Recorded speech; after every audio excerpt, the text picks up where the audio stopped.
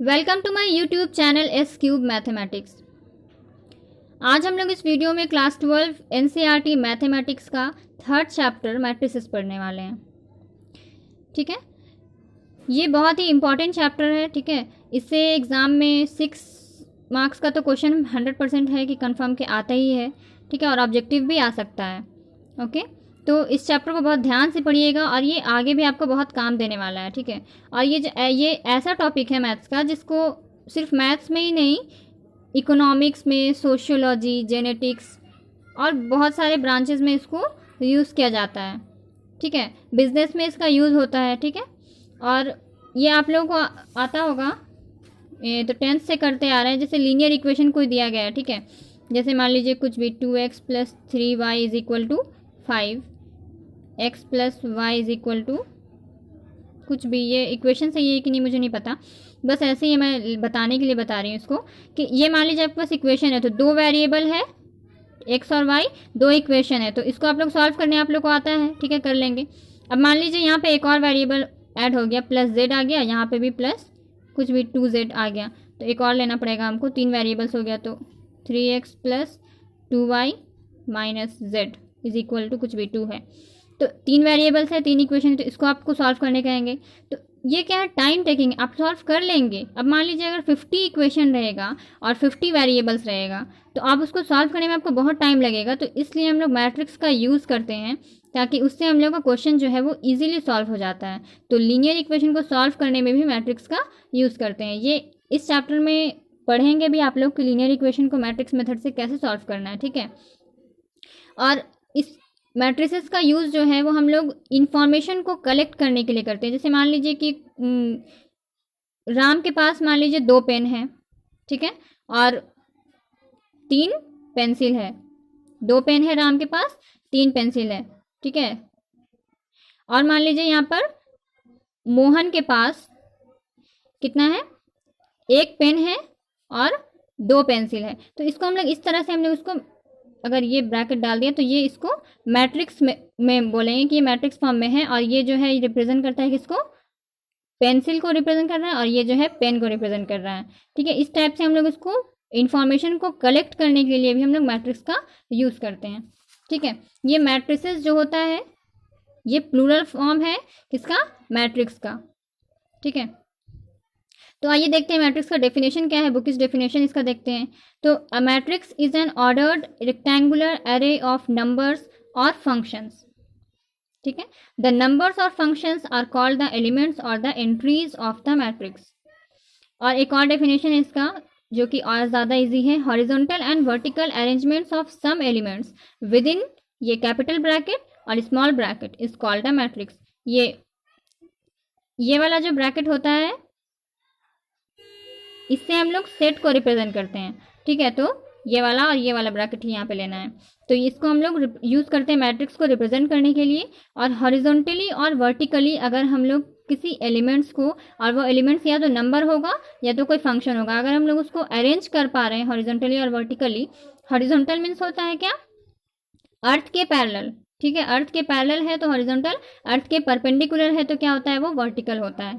ठीक है, तो यहाँ पे देखिए ये हॉरिजॉन्टली है, ये वर्टिकली है। हॉरिजॉन्टल को क्या बोलते हैं हम लोग, रो बोलते हैं। जितना हॉरिजॉन्टल लाइन हमको मिलेगा उसको हम लोग क्या बोलेंगे, रोज।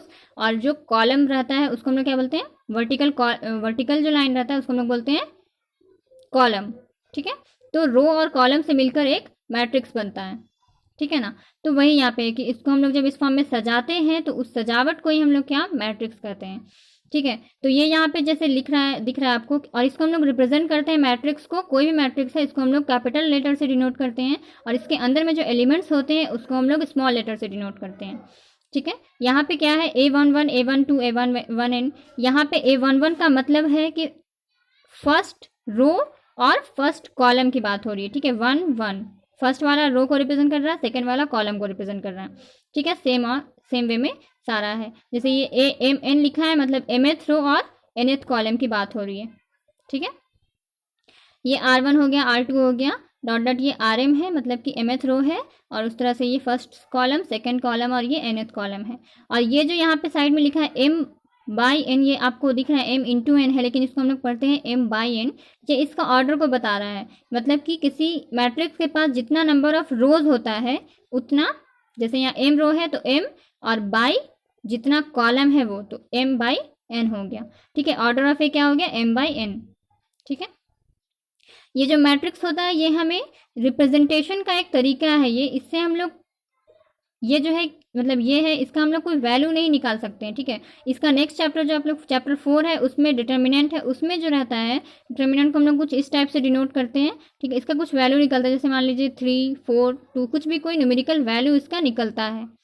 ठीक है, यहाँ पे इसका कोई वैल्यू नहीं निकलता है, लेकिन इसको हम लोग यूज़ करते हैं। ठीक है, सजावट के लिए, और इससे हम लोग लीनियर इक्वेशन को सॉल्व करने में भी हेल्प मिलती है। ठीक है, तो इसको हम लोग, ये जो बड़े से मैट्रिक्स है इसको हम लोग ऐसे भी डिनोट कर सकते हैं, A is equal to A I J M by N order का, ये यहाँ पे दिख रहा है ऑर्डर है। ठीक है, ये सफिक्स में लिखा है, आई जो है वो रो को रिप्रेजेंट करता है, जे जो है वो कॉलम के बारे में बता रहा है।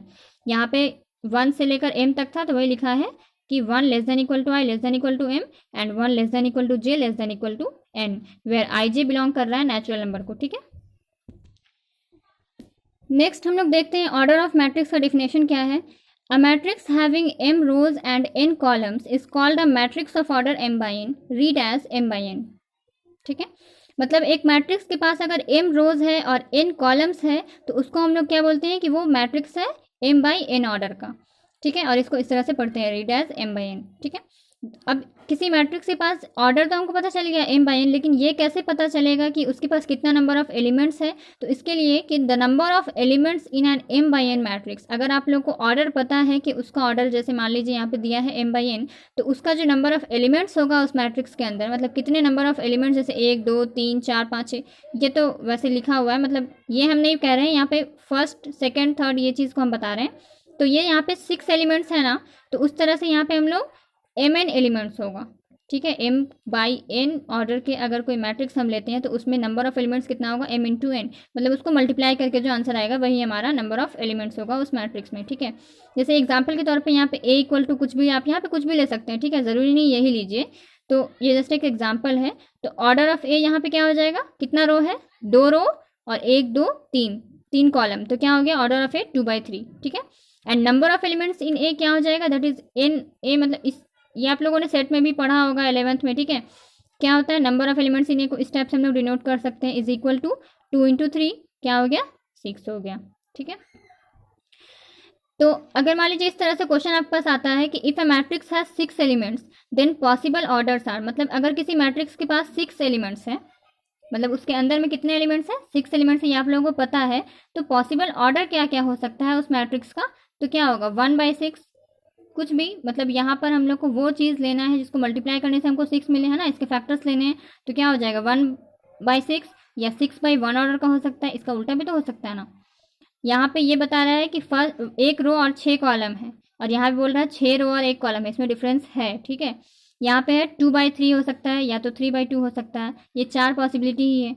ठीक है, तो ये 4 पॉसिबल ऑर्डर हो सकता है जिसके पास 6 एलिमेंट हो ऐसा मैट्रिक्स। ठीक है, अब हम लोग देखते हैं मैट्रिक्स के टाइप्स कितने होते हैं। ठीक है, तो टाइप्स ऑफ मैट्रिसेस, फर्स्ट है row matrix. A matrix is called row matrix if it contains only 1 row. ऐसा मैट्रिक्स जिसके पास केवल एक ही रो हो उसको हम लोग क्या बोलते हैं, रो मैट्रिक्स बोलते हैं। कॉलम एक से ज़्यादा हो सकता है, रो एक ही होना चाहिए, तभी उसको रो मैट्रिक्स कहेंगे। ठीक है, एग्जाम्पल के तौर पे a इज इक्वल टू 1 4 3, यहाँ पे देखिए 1/3 है, मतलब कि रो कितना है, 1 है, ये दिख रहा है आपको, तो इसको हम लोग क्या बोलेंगे, रो मैट्रिक्स। कॉलम मैट्रिक्स इसके जैसा ही होता है, इसमें क्या रहता है, A matrix is called column matrix if it contains only one column। इसमें सिर्फ एक ही कॉलम होता है, रो एक से ज़्यादा हो सकता है।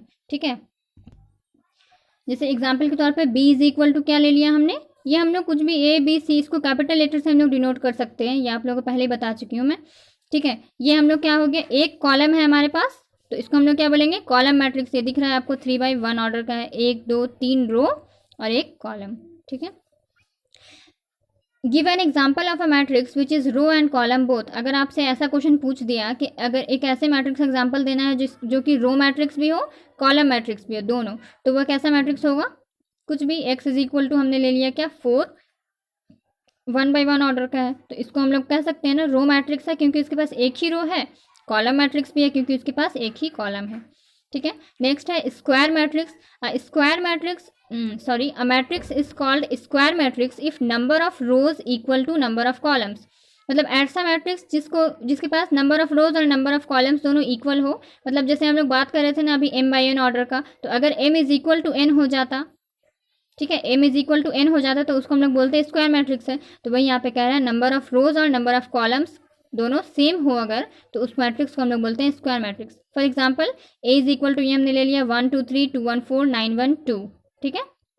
ये देखिए 3 रो है और 3 कॉलम है, तो 3/3 ऑर्डर का, तो ये कैसा मैट्रिक्स हो गया, स्क्वायर मैट्रिक्स हो गया। इसको हम लोग बोल सकते हैं कि ए एक ऐसा स्क्वायर मैट्रिक्स है 3 ऑर्डर का, ठीक है। 3 ऑर्डर का स्क्वायर मैट्रिक्स कह दिया, मतलब ऑर्डर क्या हो गया 3/3।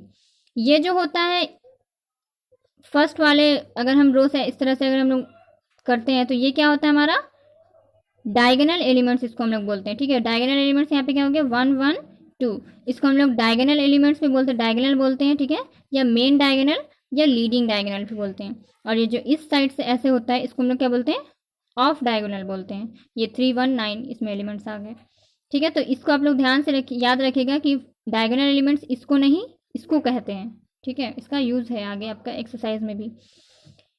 रेक्टेंगुलर मैट्रिक्स नेक्स्ट है।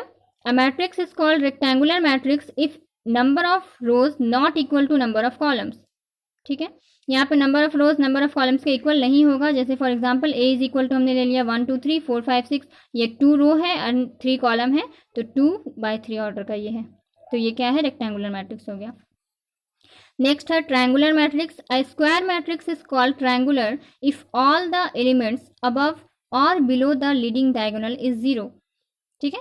तो एक स्क्वायर मैट्रिक्स ही ट्रायंगुलर मैट्रिक्स हो सकता है, तो इसलिए हमने लिखा square matrix is called triangular if सारे एलिमेंट्स, देखिए ये लीडिंग डायगोनल है कौन सा, ये है ना हमारा लीडिंग डायगोनल।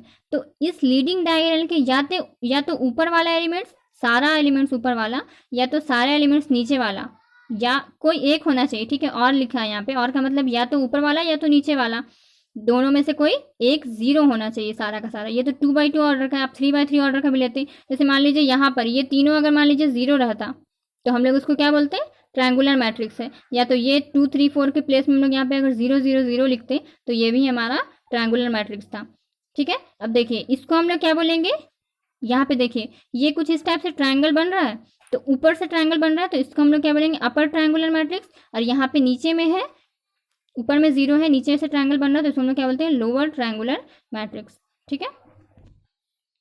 नेक्स्ट है हमारा diagonal matrix. A square matrix is called diagonal if all the elements above and below the leading diagonal is 0। इसको ध्यान से देखिएगा, ट्रायंगुलर में यहाँ पे और होता है और डायगोनल में यहाँ पे एंड होता है, ठीक है। और इसको ऐसे भी डिफाइन कर सकते हैं, a square matrix is called diagonal if all its non diagonal elements are 0। Diagonal elements के अलावा जितने भी बचे एलिमेंट्स हैं उनको क्या बोलेंगे हम नॉन डायगोनल एलिमेंट्स। तो अगर ऐसा स्क्वायर मैट्रिक्स जिसका नॉन डायगोनल एलिमेंट्स जितना भी है सारा का सारा 0 हो जाए, उसको हम लोग क्या कहते हैं डायगोनल मैट्रिक्स, ठीक है। फॉर एग्जांपल यहाँ पे देखिए आप, ये मेन डायगोनल का एलिमेंट्स था, तो इसके अलावा जो भी बच रहा है वो क्या है 0 ही है। जो यहाँ पे ऑर्डर लिखा है हमने 2/2, ये तो आप लोग को अब समझ में आ गया होगा। तो वही है यहाँ पे, ये क्या है डायगोनल मैट्रिक्स है, ठीक है। इसको हम लोग ऐसे भी बोल सकते हैं, A is equal to diagonal 1 7, यहाँ पे है ना 1 और 7, मतलब इसको आप लोग खुद से समझ सकते हैं कि 1 7 यहाँ पे ऊपर में यहाँ पर 0 है और यहाँ पे 1 0 0 7 इस फॉर्म में होगा ये, ठीक है। नेक्स्ट है scalar matrix. A square matrix is called scalar if diagonal elements are equal and all the non diagonal elements are 0, ठीक है।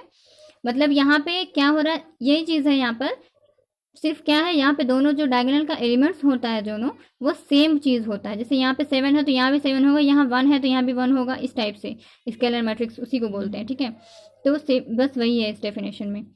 और नॉन डायगोनल एलिमेंट्स इसमें भी 0 होने चाहिए और डायगोनल एलिमेंट्स सेम होने चाहिए, ठीक है। तो वही यहाँ पे एग्जाम्पल है आपका क्या, ए इज इक्वल टू 7 0 0 7 2/2 ऑर्डर का है, ठीक है। एग्जाम्पल छोटा छोटा हमने दिया है कि आप लोग को अच्छे से समझ में आए।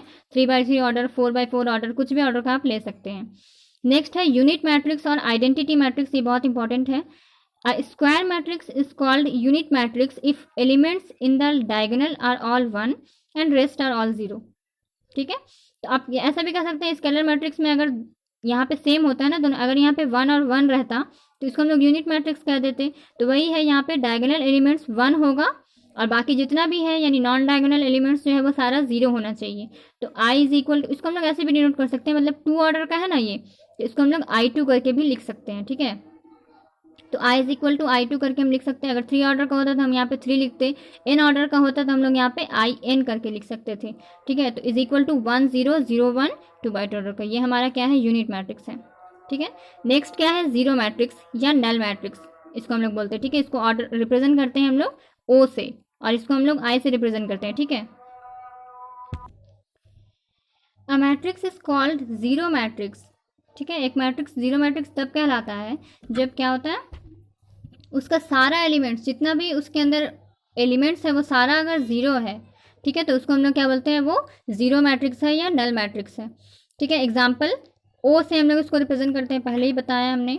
तो ओ इज इक्वल टू क्या हो गया, 0 0 0 0, यहाँ पे ये 2 बाई 2 ऑर्डर का है, ठीक है। तो ऐसे बहुत सारा भी रहेगा तब भी ये स्क्वायर मैट्रिक्स ही होता है हमारा। तो 2 बाई 2, 3 बाई 3, 4 बाई 4 कुछ भी ऑर्डर का ये ले सकते हैं आप, जैसा क्वेश्चन में मेंशन रहेगा। इक्वालिटी ऑफ टू मैट्रिसेस, ठीक है। यहाँ तक टाइप्स ऑफ मैट्रिक्स बस इतना ही था। एनसीईआरटी में तो और भी शायद कम है, कुछ एक्स्ट्रा भी हमने करा दिया, ठीक है। तो टाइप्स ऑफ मैट्रिक्स इतने से आपका काम हो जाएगा, ठीक है। नेक्स्ट है definition, equality of to matrices. Two matrices A and B are said to be equal if order of A is equal to order of B. Each element of A is equal to the corresponding element of B. ठीक है। तो दो matrix, हम कोई A और B दो matrix ले लेते हैं और उसको हम तब बोलेंगे कि वो इक्वल मैट्रिक्स है अगर दोनों का ऑर्डर सेम हो, ठीक है। जैसे अगर वो 2 बाई 2 है तो वो भी 2 बाई 2 हो, 3 बाई 3 है एक ऑर्डर तो B का भी 3 बाई 3 हो, ठीक है, इस तरह से। और each element of A is equal to the corresponding element of B, मतलब इसके कोई फर्स्ट A11 है तो A11 के करस्पॉन्डिंग में जो एलिमेंट होगा B में वो भी हमारा दोनों आपस में मैच करना चाहिए। तो A का एलिमेंट जितना भी है उसके करस्पॉन्डिंग जितना भी B का एलिमेंट है वो सारा सेम होना चाहिए, इक्वल होना चाहिए। तो उसी को हम लोग बोलेंगे क्या, equal matrix, equality of two matrix, ठीक है। एग्जाम्पल के तौर पे यहाँ पे A इज इक्वल टू हमने ले लिया 2 4 6 8 and B is equal to 2 4 6 8। तो यहाँ पे अगर हम लोग देखेंगे तो A11 कितना है, यहाँ पे 2 है, फर्स्ट रो फर्स्ट कॉलम का जो एलिमेंट है A11 से बोल सकते हैं हम लोग उसको, 2 है, यहाँ भी A11 2 है, A12 यहाँ पे 4 है, A12 यहाँ भी 4 है, A21 यहाँ पे 6 है, यहाँ पे भी 6 है, A क्या हो जाएगा ये 2 2, यहाँ पे भी 8 है, यहाँ पे भी 8 है। तो ये हमारा इक्वल मैट्रिक्स है। लेकिन यहाँ पे एक और एग्जांपल हमने लिया है, A is equal to 2 4 6 8 and B is equal to 2 6 4 8। आप यहाँ पे देख सकते हैं यहाँ पे भी 2 4 6 8 ही है, यहाँ भी 2 4 6 8 ही है, ठीक है। और इसका ऑर्डर तो सेम है और इसके अंदर के एलिमेंट्स भी सेम है, लेकिन कॉरस्पॉन्डिंग एलिमेंट यहाँ पे सेम नहीं है, इसलिए आप लोग इसको ध्यान में रखिएगा, कॉरस्पॉन्डिंग एलिमेंट्स जो है वो सेम होना चाहिए। तो ये यहाँ पे A11 यहाँ पे जैसे 2 है, ठीक है, लेकिन A12 जो यहाँ पे था, मतलब फर्स्ट और सेकंड कॉलम के जो एलिमेंट्स हैं यहाँ पे वो 4 हैं और यहाँ पर क्या है 6 है, तो ये हमारा मैच नहीं है। तो इसका मतलब क्या हुआ कि ये इक्वल मैट्रिक्स नहीं है, ठीक है। तो यहाँ पे A नॉट इक्वल टू भी ऐसे हम लोग लिख सकते हैं, ठीक है। आइए अब कुछ सॉल्व एग्जाम्पल भी देख लें फटाफट। सॉल्व एग्जाम्पल्स क्या है, first number, consider the following information regarding the number of men and women workers in 3 factories 1 2 and 3। men workers यहाँ पे कुछ दिया है information, ठीक है, और यहाँ पे women workers फर्स्ट नंबर में दिया है 30 है, ये 25 25 31 27 26। represent the above information in the form of a 3 by 2 matrix। what does the entry in the third row and second column represent।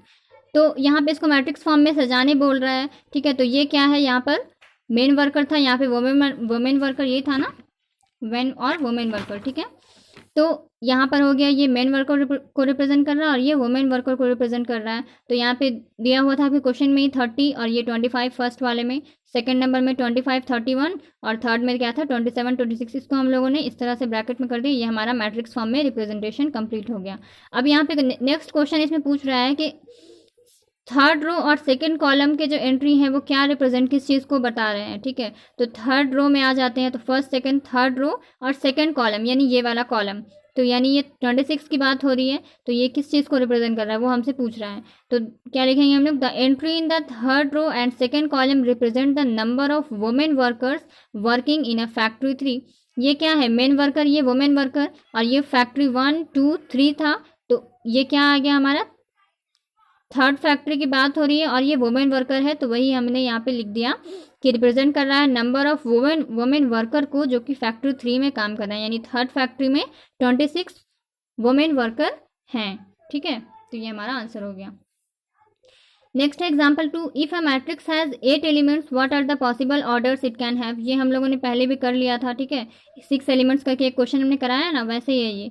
तो यहाँ पे 8 एलिमेंट्स, अगर किसी मैट्रिक्स के पास अगर 8 एलिमेंट है तो पॉसिबल ऑर्डर्स क्या क्या हो सकते हैं, तो क्या होगा, 1 अगर लेते हैं हम तो 1 इंटू 8, 8 इंटू 1, 4 इंटू 2, 2 इंटू 4, यही हमारे पास 4 ऑप्शन होंगे। ठीक है, तो इसी के फैक्टर्स हमें लेने होते हैं यहाँ पर, जिसको मल्टीप्लाई करने से हमें 8 मिल जाए। ठीक है, तो ये हमारा पॉसिबल ऑर्डर्स हो गया, ये हमारा आंसर हो गया। ठीक है, नेक्स्ट है example 3, construct a 3/2 matrix whose elements are given by aij equal to 1/2 mod of I minus 3j।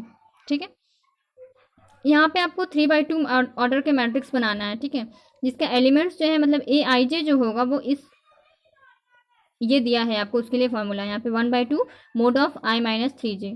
ठीक है, ये आप लोगों को पता है, आई जो है वो रो के बारे में बताता है, जे जो है वो कॉलम के बारे में बताता है। तो मान लेते हैं let the required matrix is given by A is equal to 3/2 है ना, तो यहाँ पे 3 रो होना चाहिए और 2 कॉलम, तो वही हमने यहाँ पे ले लिया A11 A12 A21 A22 A31 A32। ठीक है, 3 रो है और 2 कॉलम है। यहाँ पे आप लोग लिख भी सकते हैं यहाँ पर 3/2 ऑर्डर का ये हमने लिया है। ठीक है, देन अकॉर्डिंग टू क्वेश्चन क्या है हमारे पास, ए आई जे इक्वल टू हमें कह रहा है क्या, 1/2 mode of I minus 3j है, तो A11 है तो I के प्लेस में 1, J के प्लेस में यहाँ पे 1 डालिए, तो कितना आ जाएगा 1/2 मोड ऑफ 1 माइनस 3 यानी -2, और इसको सॉल्व कीजिएगा तो आएगा आपका मोड है तो यहाँ पे 1 ही आएगा, तो यही यहाँ पे 1 लिखा गया है।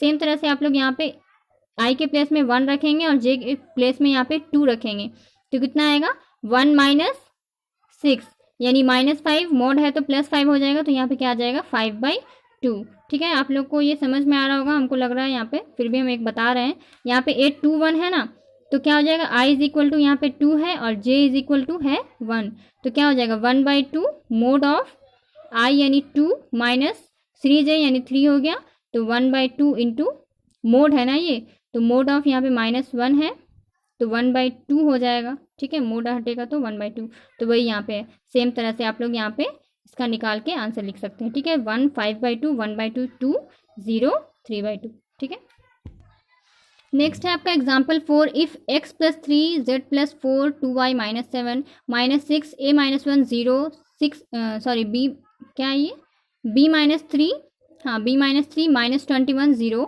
Is equal to 0 6 3y - 2 -6 -3 2c + 2 2b + 4 -21 0। तो a b c x y z के वैल्यूज़ हम लोग को निकालने हैं। ठीक है, तो यहाँ पे जब ये दोनों मैट्रिक्स आपको इक्वल होने के लिए सबसे पहला कंडीशन क्या रहता है कि ऑर्डर दोनों का सेम होना चाहिए। यहाँ पे दिख रहा है ये भी 3/3 ऑर्डर का है, ये भी 3/3 ऑर्डर का है, तो ऑर्डर तो सेम हो गया। एक चीज़ और था जो कि बहुत ज़्यादा इंपॉर्टेंट है कि कॉरस्पॉन्डिंग एलिमेंट जो होना चाहिए दोनों मैट्रिक्स का वो सेम होना चाहिए। तो यहाँ पे x + 3 इज इक्वल टू 0 होगा, z + 4 इज इक्वल टू 6 होगा, 2y - 7 is equal to 3y - 2 होगा। तो इस सेम तरह से सारा को आप लोग इस तरह से इक्वल करके और इसका आंसर निकाल सकते हैं। देखिए बहुत ईजी है। ठीक है, since the given matrices are equal, यहाँ पे से दिख रहा है आपको इक्वल लिखा है, so their corresponding elements are also equal, तो x + 3 इज इक्वल टू 0 हो गया, z + 4 is equal to 6, 2y - 7 equal to 3y - 2। ठीक है, a - 1 इसका हमको लिखने की ज़रूरत नहीं, तो दिख रहा है -6 तो a - 1 इक्वल टू -3। ठीक है, और क्या है 0 इज इक्वल टू 2c + 2। ठीक है, b - 3 is equal to 2b + 4।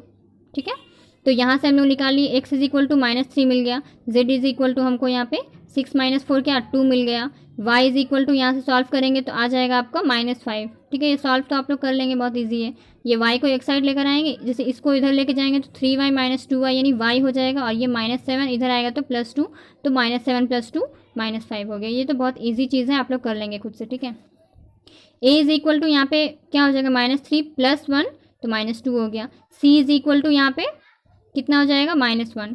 ठीक है, b इज इक्वल टू यहाँ से आप निकाल सकते हैं -7 आएगा। तो ये हमारा a b c x y z का वैल्यूज़ निकालना था, वही हमारा निकल गया।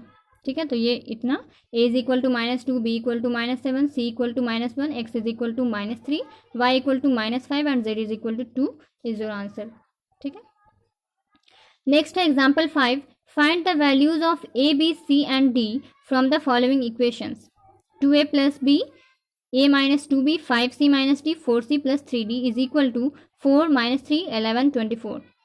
ठीक है, तो यहाँ पे भी आप लोग को दिख रहा है ये इक्वल का सिंबल है, मतलब these since these matrices are equal. ठीक है, यहाँ पे ऐसे भी आप लोग लिख सकते हैं, since these are equal matrices so their corresponding elements क्या होना चाहिए, इक्वल होने चाहिए। तो वही यहाँ पे लिखा है 2a plus b is equal to 4। ठीक है, तो यहाँ से आप लोग का b इज इक्वल टू क्या हो जाएगा 4 - 2a, है ना, b इज इक्वल टू इतना हो गया, इसको इक्वेशन 1 मान लिया। a minus 2b is equal to -3, इसको इक्वेशन 2 मान लिया। And 5c minus d is equal to 11 and ठीक है 4c plus 3d is equal to 24। यहाँ पे भी हम लोगों ने d को एक साइड कर लिया, d is equal to 5c minus 11, इसको हम लोगों ने इक्वेशन मान लिया। ठीक है, ठीक है, तो अब हम क्या करेंगे, इसको सॉल्व करना है, बस ये तो आप लोग आता ही है।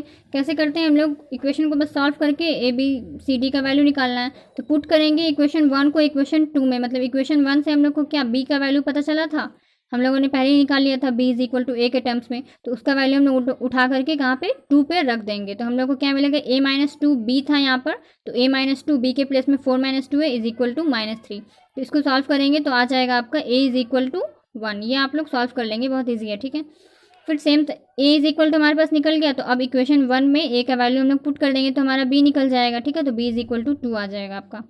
फिर नेक्स्ट क्या करेंगे, 3 का वैल्यू उठा करके 4 में रख देंगे, तो हम लोग को कुछ इस फॉर्म में मिलेगा आपका। ठीक है, तो यहाँ से c निकल जाएगा। अब ये जो c का वैल्यू आया वो इक्वेशन 3 में पुट कर देंगे वापस से, तो हमारा d निकल जाएगा। ठीक है, तो बस इसको सॉल्व करना है, जैसे आप पहले 10th में करते थे ना, बस सेम तरीके से इसको आप लोग सॉल्व कीजिएगा, तो आपका a b c d का वैल्यू आ जाएगा। a इज इक्वल टू 1 आया, b equal to 2, c equal to 3 and d is equal to 4। ठीक है, तो ये हमारा सॉल्व एग्जाम्पल कंप्लीट हुआ, और वीडियो थोड़ा ज़्यादा लंबा हो गया। ठीक है, क्योंकि इसमें बेसिक्स भी सारे बताने पड़े और सॉल्व एग्जाम्पल भी बताया हमने। तो नेक्स्ट वीडियो में हम लोग एक्सरसाइज 3.1 करेंगे। ठीक है, आप लोगों को कोई भी अगर डाउट होता है ना, तो आप लोग कमेंट में हमें पूछ सकते हैं। ठीक है, और अगर आप लोग को इन्वर्स ट्रिगोनोमेट्रिक फंक्शन में अभी भी कोई डाउट रह गया है तो वो आप लोग कमेंट करके हमें ज़रूर पूछिए। ठीक है, आई होप ये वीडियो आप लोग के लिए हेल्पफुल रहा होगा। Thank you.